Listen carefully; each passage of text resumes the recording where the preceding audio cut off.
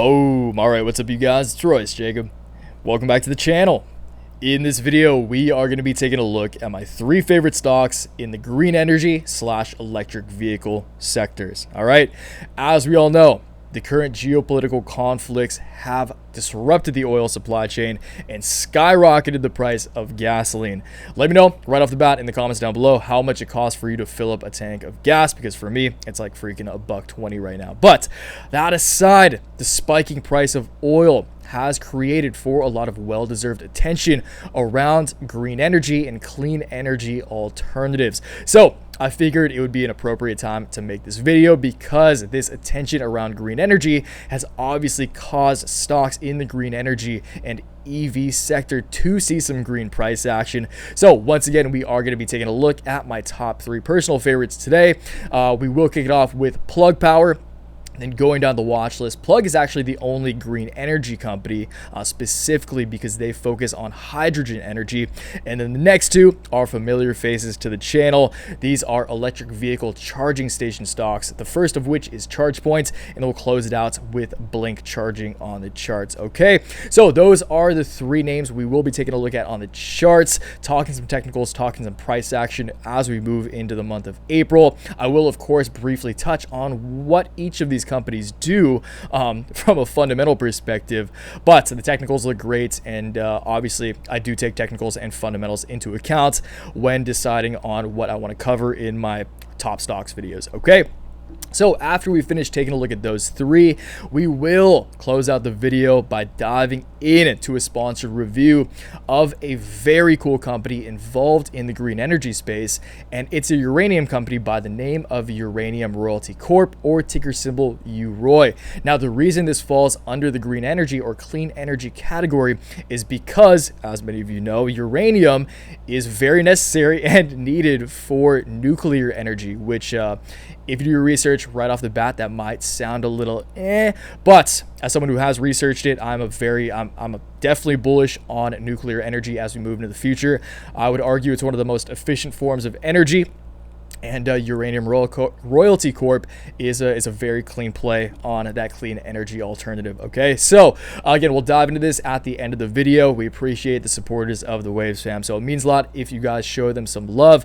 But as always with these sponsored reviews, I always encourage you to go on to do your own research, check out the stock for yourself. We're not going to be taking a look at the charts today at UROY today, but we will be talking about the fundamentals, what makes this company special. And if you want to do further digging after this video, I will link all of the necessary resources to do so in the description box down below. Okay, so that's that, you guys. Again, before we dive into Plug, ChargePoint, and Blink, it means a lot if you guys give the video a like and subscribe to the channel if you want to follow what will hopefully be the next wave up for EV and green energy. Again, with all of this geopolitical conflict, this is the time more than ever for green energy stocks to thrive. Okay, so let's kick it off with my number 1 seed in the category. And again, this is a hydrogen.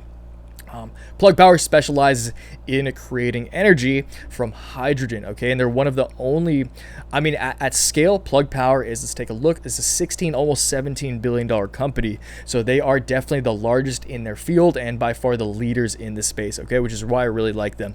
Right off the bat too, it always makes me bullish when reputable analysts, I know a lot of JP Morgan analysts and a lot of big bank analysts really like Plug Power as their go-to clean energy play.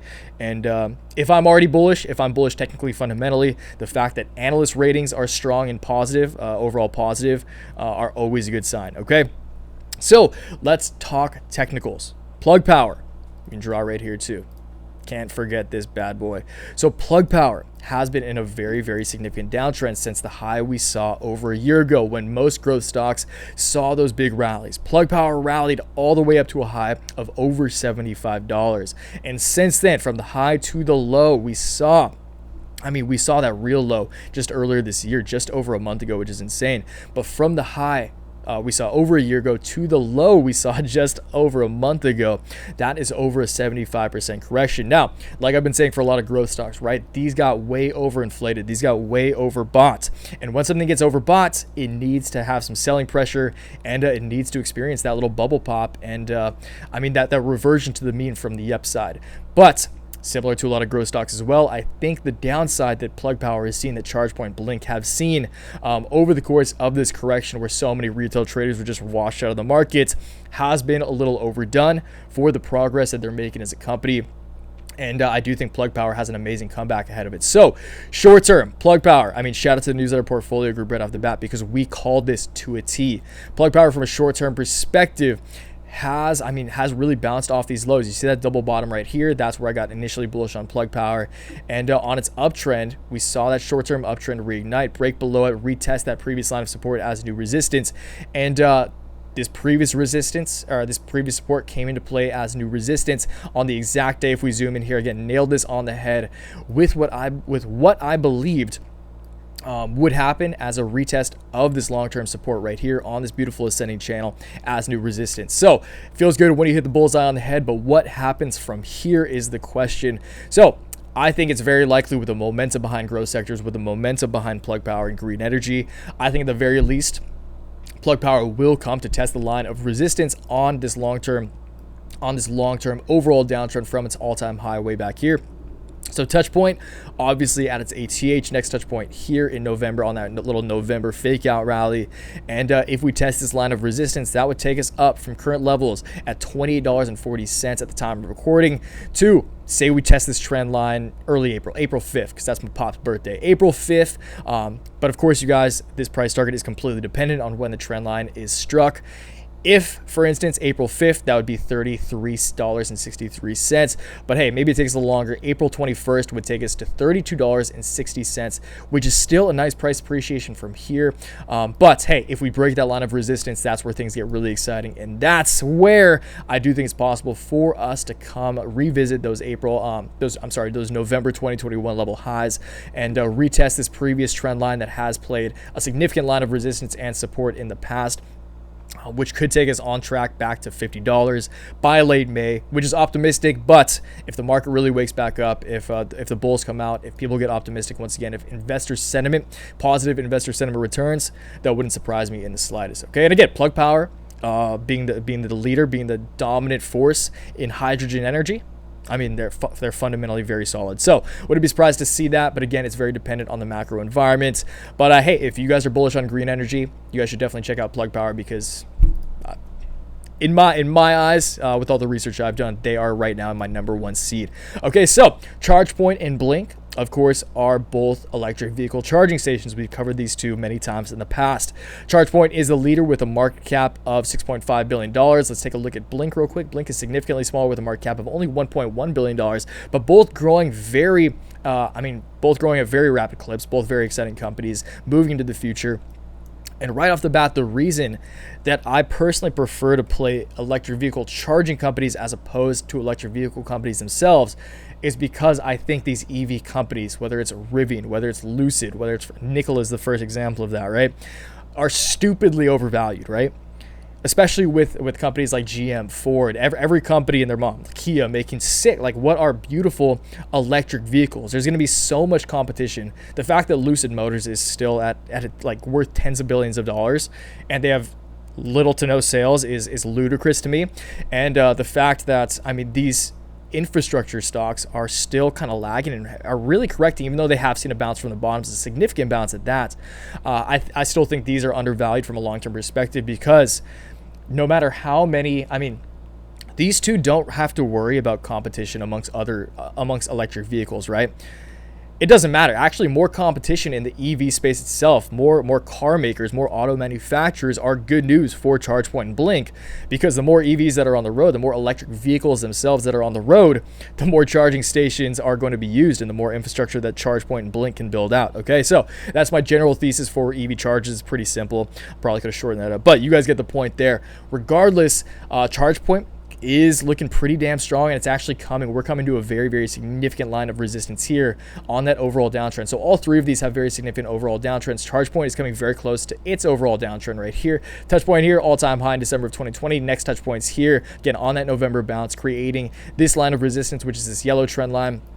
This orange trend line is kind of that initial line of resistance, which ChargePoint has actually only spent a very, very little time above. So the fact that we're above that is very bullish. The fact that we're in a short-term ascending channel right here, as you can see, beautiful little ascending channel. Just draw that real quick. We are dancing in this ascending channel. We are nearing the top side. So there's actually some short-term resistance and long-term resistance for ChargePoint in these white and yellow lines right here. So if ChargePoint can break above these lines of resistance, then I will get bullish. I'll get very bullish if we can break this yellow line of long-term resistance. I think it'd be very likely we'll see a strong pop following that. But as always, you guys, go into your charts for yourself. If you're interested in these companies, if you want to stay tuned with these companies, go into these charts for yourself. Draw these stick figure trend lines, because if I can do it, you can definitely do it. And pay attention for these breaks of trends, okay? So that's ChargePoint. Let's close it out with Blink and then talk UROY. Take a look at Uranium Royalty Corp. And call it a day. All right, so Blink is an easier read, but definitely has more exciting potential in a very simplistic manner, and that is because its line of resistance on its overall downtrend is so much more significant. Okay, so obviously right here, Blink's all-time high in February of 2021, along with the rest of growth sectors. The next touch point here is set on that November high as well. This line of resistance is pretty staggering, and in the case that EVs do make a comeback, that EV chargers do make a comeback, that green energy sees some love, and growth sectors across the board see love, I think it's very likely that Blink charging does come up to test this long line of long-term resistance right here.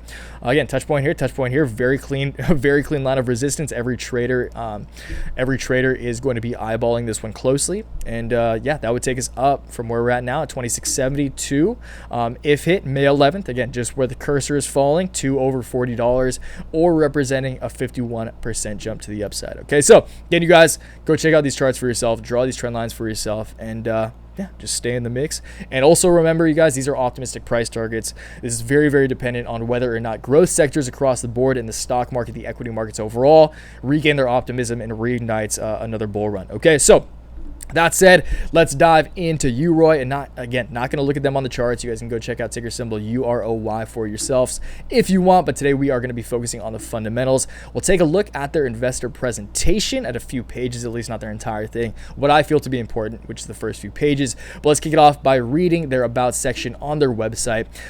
Uranium Royalty Corp, or URC, is founded on gaining exposure to uranium prices by making strategic investments in uranium interests, including royalties, streams, debt, and equity in uranium companies, as well as through physical uranium transactions. The company's strategy recognizes the inherent cyclicality of valuations based on uranium prices, including the availability of capital in different pricing environments. Okay, so again, they have a lot of companies beneath them that we'll actually take a look at down here. We can, on that note, we can go down here and take a look at all of the companies, at their portfolio of companies.